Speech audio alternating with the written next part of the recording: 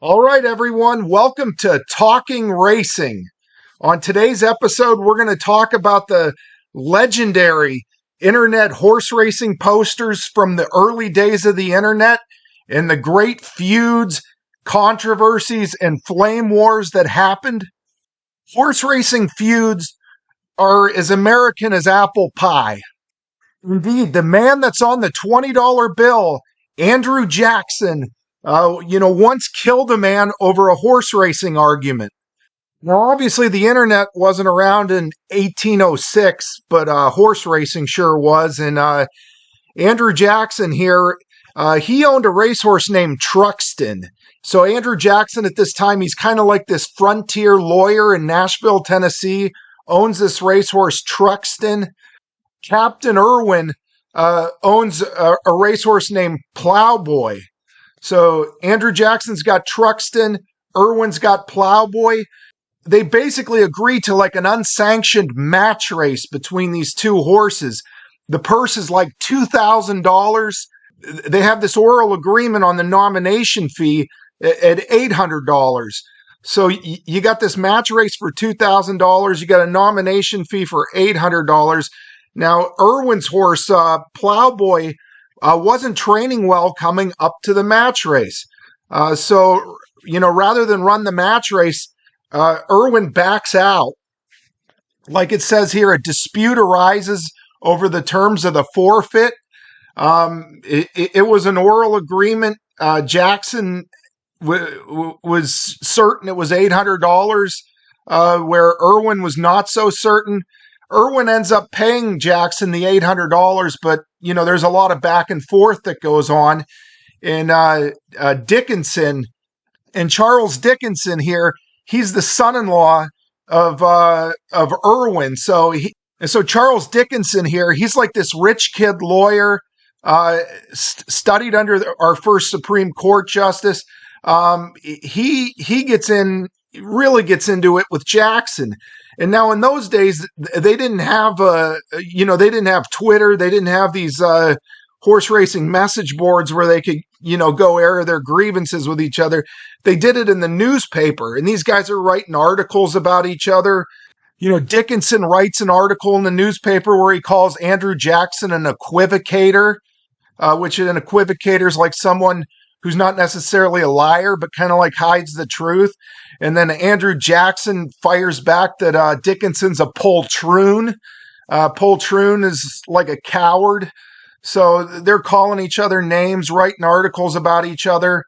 It even gets to where Dickinson calls Andrew Jackson's wife a polygamist because before Andrew Jackson's wife got married to him, she had not legally filed all the paperwork for the divorce from her previous marriage. She had been separated. So she goes to marry Jackson. That makes it like she's married to two husbands at once. Jackson gets pissed off about that, confronts Dickinson about it. Dickinson apologizes, and said he was drunk. And Jackson actually accepted his apology, but it's just a huge war of words over this match race. They end up agreeing to a duel. Now, in those days, early 1800s, dueling's outlawed in a lot of states at that time. But the way these duels would usually work, you'd overwhelmingly, they were for the good. I mean, you get two guys that are really upset about something. They go out in the woods with a gun. They got their seconds. They take 10 paces. And 99 times out of 100, what happens is, you just fire the gun in the air, and hug it out. And a lot of times people would come out of these duels and they'd be really good friends. But I mean, this one was a very, very bitter duel. But this particular situation was very, very bitter. And there was going to be shots fired in this duel. And they're in Nashville, Tennessee, and dueling's outlawed in Tennessee. So, I mean, you could still, if you're not really serious about shooting at someone, you could still go in the woods, have a duel, fire a shot in the air, but there's consequences if something bad happens. So they end up arranging this duel in Kentucky. So, and not only are they having a duel, but Kentucky's got very, very liberal laws for dueling, basically outlawed in Tennessee. So they got to travel like over 100 miles for this duel. And obviously, there's no automobiles back then. You're not going 60 miles an hour. Anyway, they end up meeting in Kentucky. Andrew Jackson's got like this oversized coat that's going to mislead Dickinson. Now, Dickinson's supposed to be like one of the greatest marksmen around and a great shot. And Andrew Jackson's a crazy son of a bitch. And he's going to give Dickinson the first shot. You know, he wears a coat that misleads Dickinson. Dickinson fires his first shot, misses Andrew Jackson's heart by 1 inch. The bullet ends up staying lodged in Jackson forever. Bothered him the rest of his life.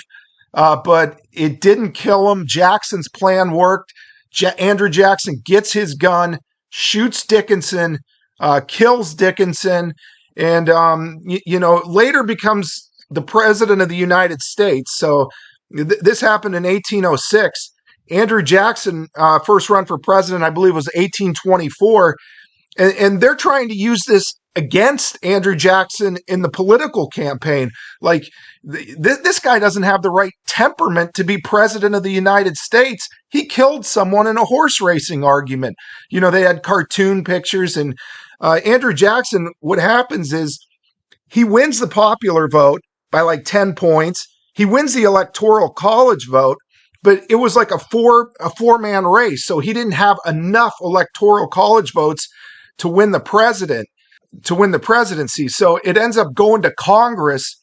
Congress kind of like, I think the Speaker of the House finished like third in the race and pushed all his support behind John Quincy Adams, who was like second in the popular vote, second in the electoral college. And so Andrew Jackson gets screwed, and Quincy Adams, by way of Congress's intervention, is the president. And this really fractured. It was like a one-party system in 1824, but this fractures it into a two-party system. And Andrew Jackson, he's the founder of what is now known as the Democratic Party. 1828, he comes back. He runs as a Democrat. So Andrew Jackson runs as a Democrat in 1828, founds the party, again wins the popular vote, again wins the electoral college, becomes president, has 2 terms. So Andrew Jackson actually won the popular vote 3 times, won the electoral college 3 times. And, the public really didn't give a fuck that he killed a guy over a horse racing argument. But those were old times. But hey, enough about Andrew Jackson. Let's now dive in to the controversies and the great posters and feuds of the internet era. As far as like the great posters go, we'll be talking a lot about, people like Chuck Simon, the late great Chuck Simon, Andy Serling, Craig Milkowski, and we'll be talking about, the more infamous figures of the internet era from, going all the way back to Aaron Hess, Claimbox, Aaron Claimbox Hess, like all the way up to, the modern day controversial figure, agitator, swift hitter on Twitter. So we're going to cover the gauntlet here. Before we get into all those other great figures, I'll kind of give you a rundown here of myself, my background, and, how I emerged in that period. So my mother here, she was the youngest licensed female trainer in history. I think the youngest female trainer to ever win a race at the time. She was 18 years old when she got her trainer's license. She trained a couple winners at age 18.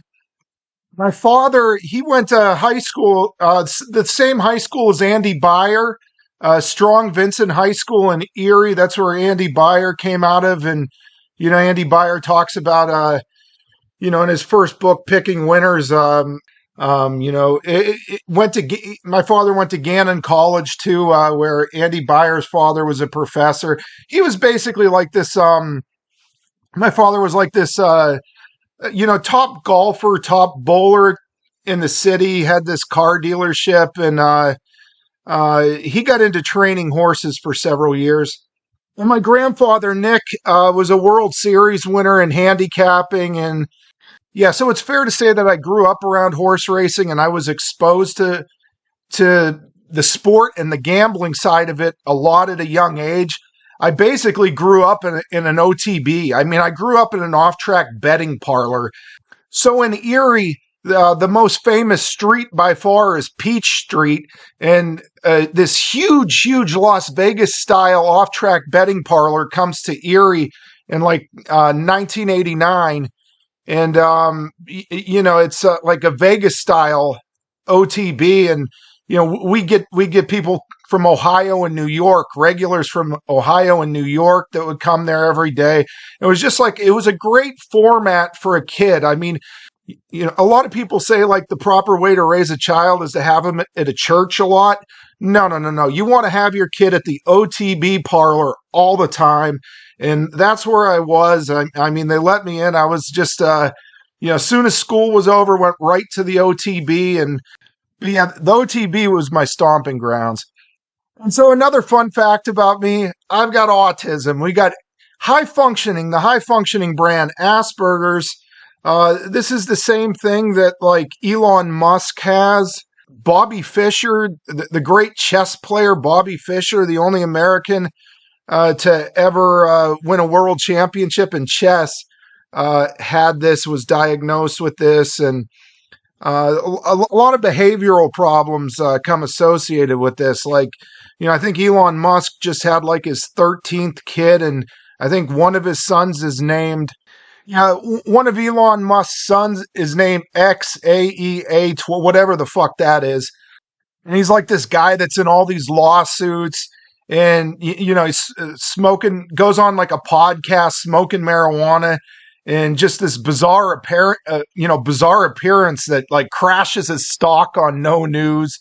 His stock opens up, Tesla, I think it was called at the time, opens up a massive sell-off at the opening bell after his podcast appearance on no news. And I think it crashed enough that it was down 10%, like still down like 10% at the end of the day. And there's like a class action lawsuit over him. There's like this class action lawsuit against him over a bizarre, podcast appearance. So yeah, you'll often find like people with this form of autism, they're going to, say a lot of things that they really shouldn't say. It's kind of like, you could have like 180 IQ like Bobby Fischer did and have all this raw intelligence, but you get to talking and you're just going to be like a 3-year-old just blurting out. You ever been around a 3-year-old, how honest they are? And, they just blurt out things that they really, should not say.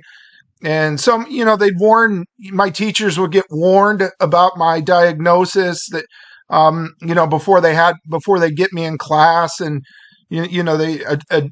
their goal would be like a decrease of 25% in inappropriate comments and actions. So you did have some help where people were trying to socialize you a little bit. I don't want to sound like I'm glamorizing Asperger's and autism, though. I mean, there's a lot of a lot of struggles associated with it. You got here that for the unemployment rates for adults with Asperger's syndrome is estimated to be around 80%. It's a hidden disability. The marriage rate is very low. You see here, the marriage rate for people with Asperger's is estimated to be from just 5% to 9%. And, there's like a lot of horrible sleep problems associated with Asperger's. Elon Musk actually has a ketamine prescription, basically drugs himself to sleep with ketamine. There's just a lot going on in the brain of a person with Asperger's. You see here, this is like a normal, efficient brain. Think of like a computer running efficiently, where this is like a computer with like 18 different windows open. And, you tend to get very creative people, with this brain, but there's, again, sleep problems, there's behavior problems, there's problems with just having no filter. And it's, it is a real hard knock, tough life thing. One thing about it, it certainly does make for funny, entertaining commentary. I remember one time a teacher commented on my hands. I have like these really long hands, and he starts commenting on them, and I'm just, and I just like blurt out, you want me to jerk you off with these hands. I'd make a ton of money servicing a glory hole with these hands. And so you say something like that to a teacher, and it's like, oh my God, the teacher's just like, what am I going to do? But I mean, it's, a good recipe for someone that's about to go to the message boards. So it's all just this good recipe for someone that's about to, the internet starts to come up in 95, and, horse racing message boards start spawning all over the place, and just a good recipe for a figure to emerge on those message boards. Like Harvard Health here calls it an extreme. It says Asperger's is an extreme variant of the male mind. And this was another problem for me. So I was the middle child of 5 kids, and my 2 younger siblings were brothers. My 2 older siblings were brothers. My mother always worked and was in business, so I really wasn't socialized. Wasn't socialized with females at all. I go to the OTB. There were a ton of people at the OTB, but it was always men. Played sports. I was good in sports, but it was always men. So, I had a couple times where, girls would come up to me in 9th, 10th grade and ask me to go to the dance. And I just laugh at them, just laugh at them and walk away. Yeah, I didn't want to go to any dance. I was going to be at the OTB on the weekends betting horses with my grandfather. So I really didn't get socialized with any females until, like age 18 in Harbor Creek. There's a strip club in Harbor Creek, and, the girls there would come up and talk to you. And, that's kind of where really strippers is where I first got socialized with women. Yeah, so anyway, it's like this perfect storm brewing for someone to discover the internet. The internet starts taking off in like 1994, and racing boards start popping up, like America Online. Back in those days, AOL was like you had to do the dial-up internet connection, and AOL was the big thing. And there was a big racing board on AOL. Daily Racing Form, had a message board. Thoroughbred Times had a message board. And that was like the early frontier of internet horse racing message boards. All right, so let's get into some of the major figures from the AOL board. And this is like unmoderated. It's like the Wild West. And this was like before the woke era, where you could say whatever you want. The consequences, of what gets said wasn't as great as it would become. But the most controversial figure on the AOL board was Aaron Hess. He went by Claimbox with 2 X's. Aaron Claimbox Hess. And so he is like this tactless know-it-all, very plugged into the racing scene in Southern California. He really was something else. Like, he was in all these feuds. He actually reportedly got maybe punched out by a female trainer, Laura Pinelli, who I think was the ex-wife of D. Wayne Lucas. And he made all these comments about how bad a trainer she was. And she just went up to him and punched him out, supposedly. You were actually buying ads in the Daily Racing Form. There were anti-Claimbox, anti-Aaron Hess ads being bought in the racing form. Gary Young, who's a prominent, very, very big time clocker, I believe still around as a top clocker. And, Gary Young saying Gary Young's writing that it's dangerous to put a pen or a keyboard in front of such a hateful man as this. And there was a Kentucky jockey agent on the boards named Don Alvey. H.H. Lou is what he went by. So Claimbox and H.H. Lou were always in these monumental feuds. And the jockey agent Don Alvey, H.H. Lou, he actually sued Indian Charlie. He was always getting kind of mocked and picked apart by Indian Charlie. And he was another guy in a lot, but that was That was like the great AOL feud, one of many, but it was Aaron Kleinbox Hess, H. Lou, Don Heehaw, Alvey. He was always on top of like gossip. So Kleinbox was like a guy that was always on top of the gossip and innuendo going on in racing, and had these inside scoops he always had like these inside scoops, and he had just no problem trashing people. He would just trash whoever he disagreed with him. He'd make all like these fat jokes about Don Alvey and how he can't wait for him to have a heart attack and something. And then there was like this great exchange where Kleinbox tells H. Lou, you think you're high and mighty. And this was like in March of 2000. And, H. Lou goes, no, I'm high on mighty.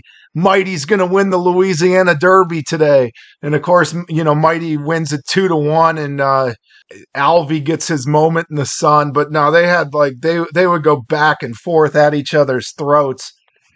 I mean, this guy was quite the character. Like, he'd talk about like how he was living in $1 million house and, driving his Lexus. Then you get like people, like posting stuff about how he didn't own the house and he doesn't own the Lexus. And I mean, it was just fun times. You had this guy on there, Matt Converse, who went by MT Converse, and he was from San Francisco and just, outwardly gay, proud, and just a funny guy. Like he just an amusing guy to read. He would box like 7 to 9 horses in every race. So he hit every trifecta in every big race and like just lost money overall. But I remember he goes tells this story like to paint himself as a humanitarian, because he once gave his pizza crust to a homeless guy, and he writes a post about it and tells a story. You had this Roger 1807 guy from Cincinnati who was just unbelievable. You had all these lawyers that were on there. There was a lawyer in Miami, a lawyer from Minnesota. The lawyer in Miami was a real good guy, real smart guy, a lot of good racing opinions. You had this trainer, Steve Krebs, Krebs, and he just went by that name. And he was an assistant trainer to Scott Lake, and he becomes a trainer in 2000, 2001, 2002. And just like with Lake, he was doing amazing with sprinters at the time, like winning like 25% with his sprinters. And he's on there just posting nonstop, getting in fights with everyone. And, he had a great line. Hey, jerk. I could spend 23 hours a day on here posting and still win at 20%. And there were like these other small time, mid-Atlantic trainers that were on there, calling them pawn scum and stuff like that. And, just great entertainment. Outside of the AOL, the America Online board, you had like the Daily Racing Form board, you had the Thoroughbred Times board. And, you'd over there, you'd find Andy Serling, who's now very famous in the racing industry. There was Fan of the Juice Guys. There was a poster over there named Fan of the Juice Guys, and there was a lot of fun stuff going on over there.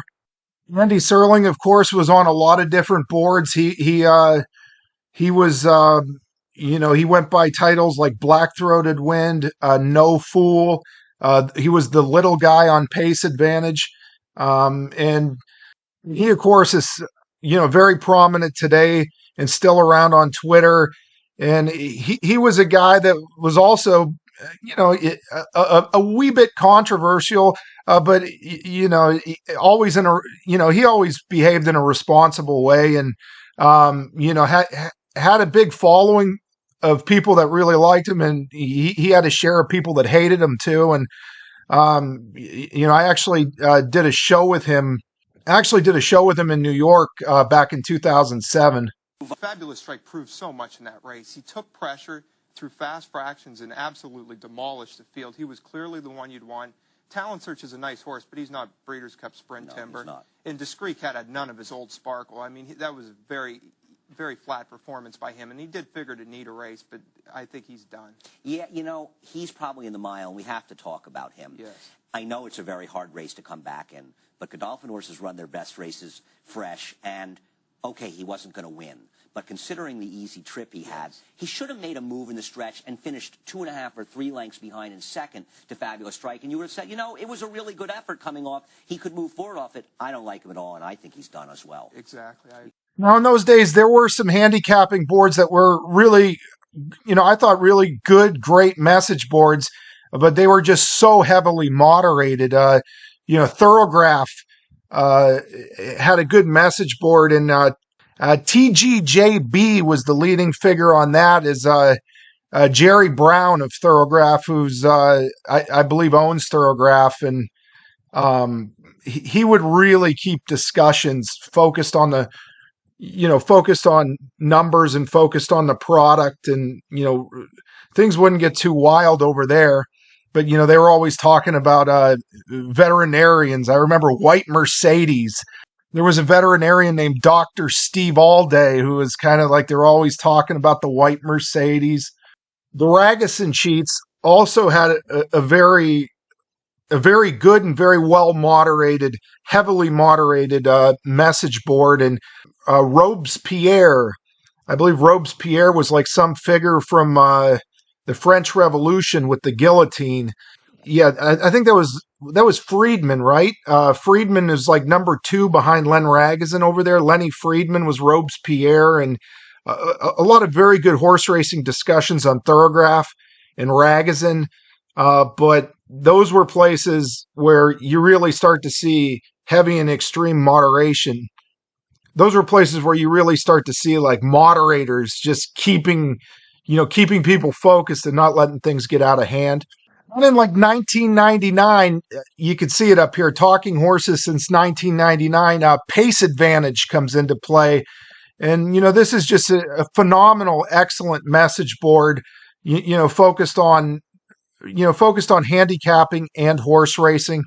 Pace Advantage had a lot of real interesting, kind of like significant posters there, but the most prolific guy, there was a guy named, as far as turning out posts, there was a guy named Tom that had like a monkey, an avatar of a monkey, and just Tom the monkey.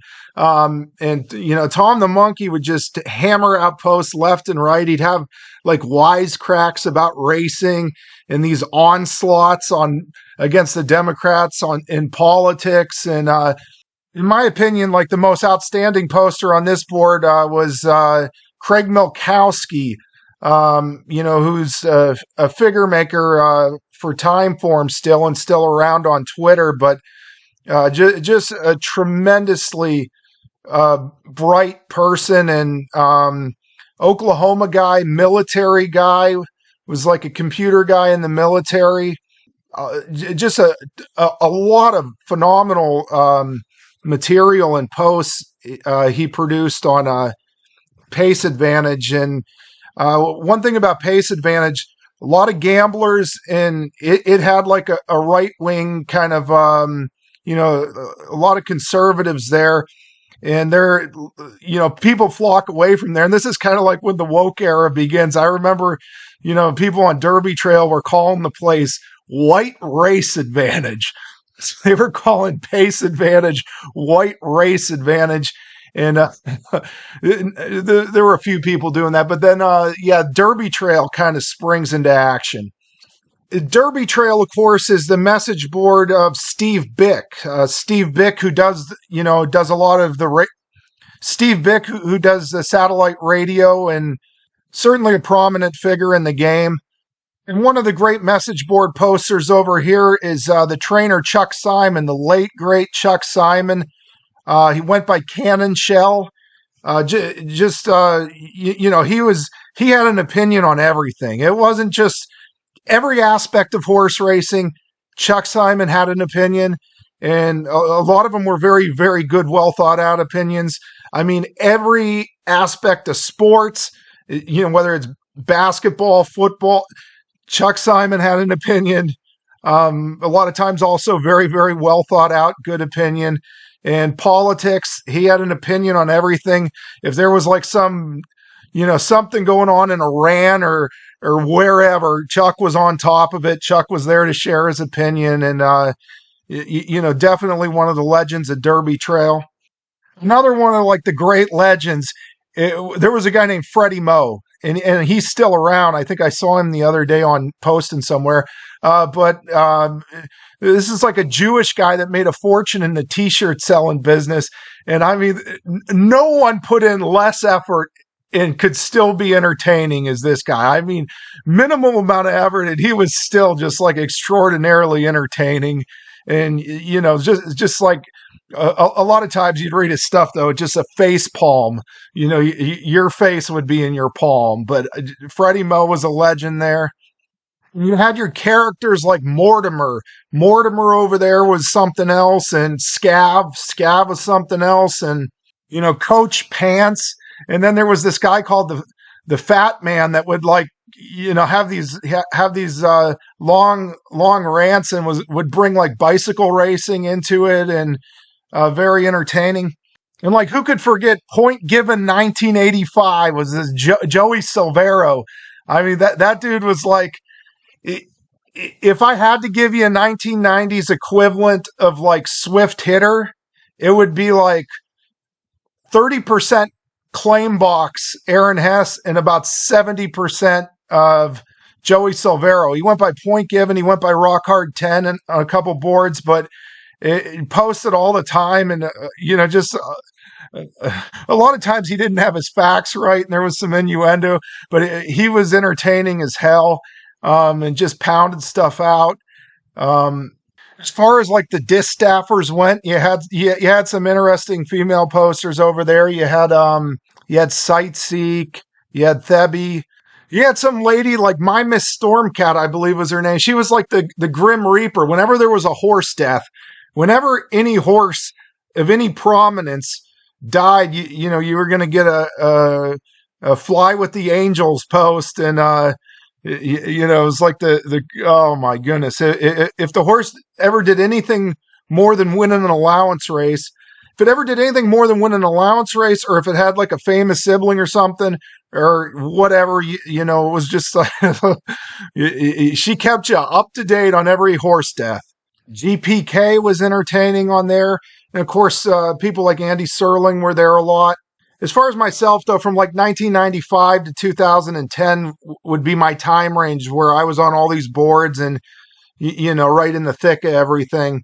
What ended up like getting me away from, really getting me away from gambling on horses seriously and, messing around on the message board so much, I ended up having a personal tragedy happen to me. The week of the Travers, I'm driving down to Saratoga to do a show. So they've got Andy Serling's hosting the show, and they've got Alan Jerkins on as a guest, Jerry Bailey on as a guest, and I'm on as a guest. The three guests on this show. So like, this is real exciting.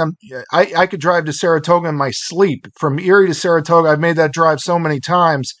But I keep my phone turned off during it. I end up making the drive down there, and my brother Dave, who I was just so tight with, that was like the one guy that I was really tight with my whole life. He ends up, I get down there, I turn my phone on, and I find out that he died in a motorcycle accident. He was leaving work. He would ride like this crotch rocket motorcycle from his house to work, and he worked at an auto body shop, and less than like an eighth of a mile from his work, there was like this 70 some year old guy who had vision problems in his left eye, made an illegal turn right in front of him, and he crashes on the motorcycle, ends up killing him. And I get this call when I arrived at Saratoga to do this show, and it was like, I was supposed to see him that morning before I left, and I didn't see him. I was like trying to be prepared and make a good appearance down there. And, that was like, that really messed me up. Like I got like depression from it. I end up coming right back from Saratoga, don't even do the show, give the eulogy at his funeral. And like for the next week, like I'm locked myself in the house and was just like drinking myself into an oblivion. So like 2 weeks later, they have me on TVG for the Masters, and like just getting out of the house was tough for that.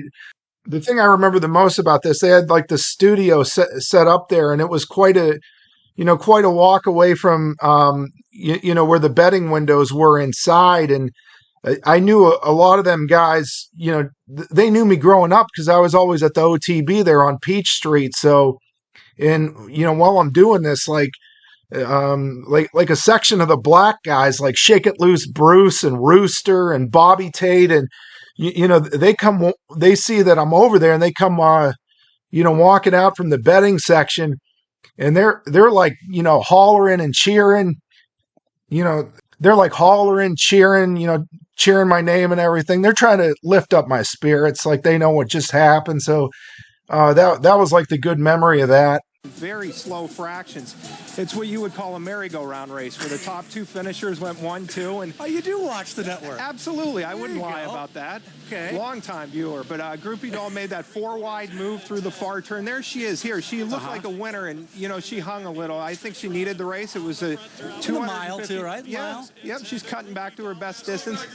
I think you're going to see the real Groupie Doll today. Wow, I thought Rosie Napravnik had some fans out here. You have some people going nuts for you. Oh, that's... Doug Salvatore. The local kid.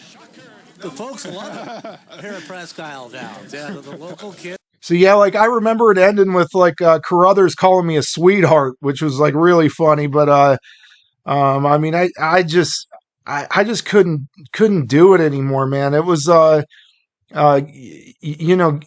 gambling seriously, and it takes a lot of work, a lot of study, a lot of focus, and like all I really wanted to do was just lay around the house and drink all day. I mean, it just like I was just off. I end up like after a while I'm like, my wife now, it was my girlfriend then, and I don't even know how she stuck with me. It's just like just get a hint and leave. I'm a mess here. But I end up actually, the racetrack's just like 2 miles from where I was living there. So I end up getting into jockey agenting, just to get me out of the house and get around horses and stuff. And, but that was kind of like the last, the last showing of me in public. But yeah, that was like kind of, right at the end of my run there. Toracor, and yeah, I don't like winning Image's chances today. Well, Doug, you're a sweetheart of a guy. It's been great getting to know you over the last couple of nights. You're on last night a couple of times this evening, Doug Salvatore. So yeah, I would say like from 1995 to 2013 is my frame of reference that I have to work with, where I was really, kind of in the thick of everything and reading everything and paying attention to what was going on, as far as like, the great, the great message board posters and the great feuds. I really, really haven't paid too much attention from 2013 forward, but you see figures emerge now. Like there's a guy on Twitter at Swift Hitter who is like, he's got to be considered more controversial than Claimbox was. I mean, I think that this guy, if you're talking about the Mount Rushmore of controversial figures, I mean, he's involved in all kinds of shenanigans, and he gets a lot of inside scoops and tapes, and real interesting character. There's things going on there. The Safi Joseph thing now. If we're doing like a Mount Rushmore of crazy characters, I think, even though I haven't really stayed on top of everything recently, I'm sure he's on there. Claimbox for sure would be on there. So you got Swift Hitter, you've got Aaron Claimbox Hess. They're the two shoe-ins. We got to round out our Mount Rushmore of outrageous figures. Let's throw in. We got to go Joey Silvero, the late Joey Silvero. He was Point Given 1985. We'll put him on it, and we don't want to be accused of sexism. We don't want to be accused of sexism. We'll put Kentucky Roses in May. KY Rim. KY Rim is going to round out our Mount Rushmore for most outrageous posters. As far as best posters, highest quality, I think you got to go Andy Serling, who was No Fool, Black Throated Wind, the little guy. Andy Serling, Chuck Simon, definitely Chuck Simon. Their shoe-ins. Craig Milkowski, he'd be the third one on my Mount Rushmore. And fuck it, let's put myself.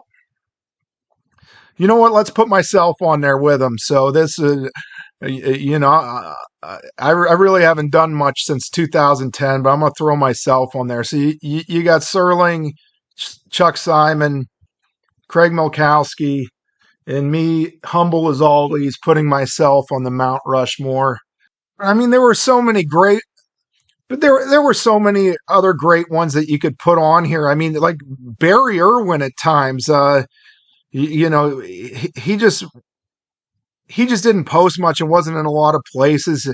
I think he had like Captain Bodgett. I think he got bitter like when Baffert beat him in the Derby with Silver Charm or something, and you just didn't see much of him. Losing to Baffert in the Derby just kind of no. I mean, but he was a very, very high quality poster. Jerry Brown from Thorograph, but he stayed on his own board. Overwhelmingly, all of his posts were on his own board. You could go there. You could go. There are a couple other people you could go, but hey, I'm throwing myself on. I hope you enjoyed it, but this was kind of like my Mount Rushmore for internet posters and feuds in horse racing.